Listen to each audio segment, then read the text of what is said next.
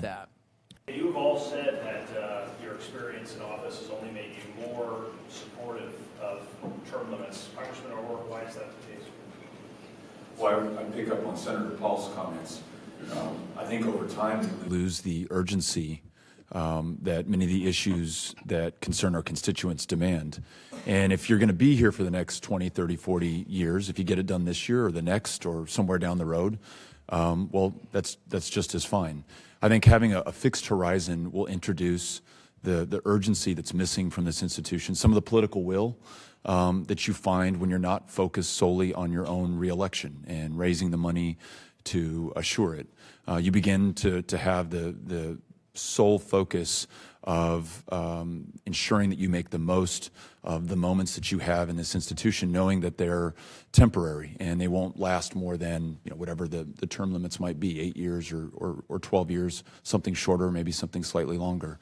I think that would go a long way towards helping us to address some of these outstanding issues, like being able to fund the government on a consistent basis, move forward on immigration reform, in a bipartisan way, address the outstanding healthcare challenges in this country. I mean, you name it. We have a host of opportunities and challenges that are not met with the seriousness and the thoughtfulness that you might have if this were not a lifetime career for members who crowd out their time with colleagues, especially from across the aisle, in favor of focusing on their reelection, on call time, on raising the resources and the alliances to ensure that they can stay here forever. I think that's not the silver bullet. I think that would go a long way towards improving our productivity and the outcomes that you see in Congress.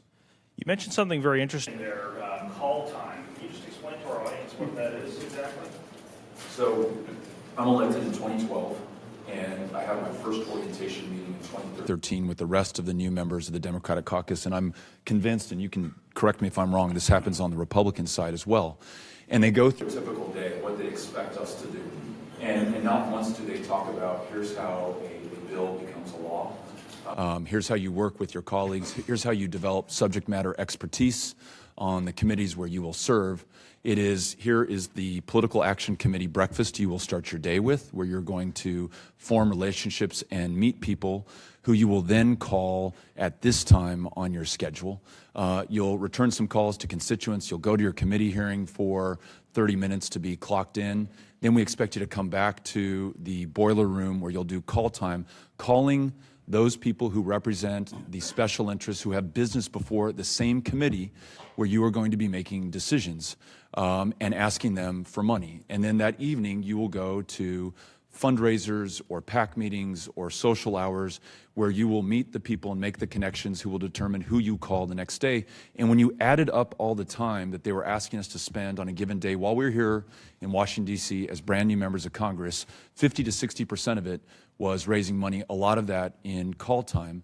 And it makes sense because when a race for Congress every 2 years costs $2 million at a minimum, $6 million, $8 million in some cases, and you raise at a clip of 500, 1,000, maybe 2,700 a call, you have to spend a lot of time on the telephone to do that.